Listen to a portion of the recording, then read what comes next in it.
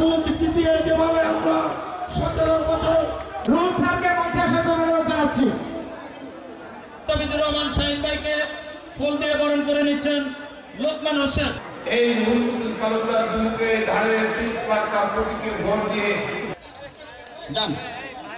এ পর্যায়ে দেশি বিদেশি ষড়যন্ত্রের মাধ্যমে বাস্তবায়নের লক্ষ্যে কাজ করতে হবে। আর অনেক আদরের বিষয় নেতাকে বলার কিছু নাই, লড়াইয়ের বিষয়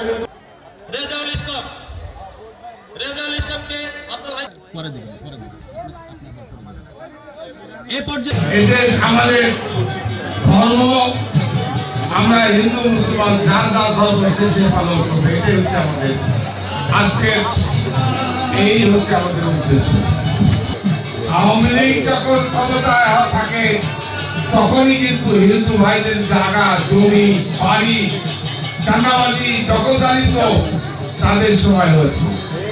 আমি আপনাদের বলছি 1991 থেকে 96 সাল পর্যন্ত বিএনপি ক্ষমতা ছিল, আপনাদেরকে আমরা পাহারা দিয়েছি। 2001 থেকে 6 সাল পর্যন্ত আপনারা সবচেয়ে ভালো সময় কাটিয়েছেন, কিন্তু 2008 থেকে শুরু করে এই 24 সাল পর্যন্ত আপনারা অনেক কষ্টের মধ্যে ছিলেন আছেন।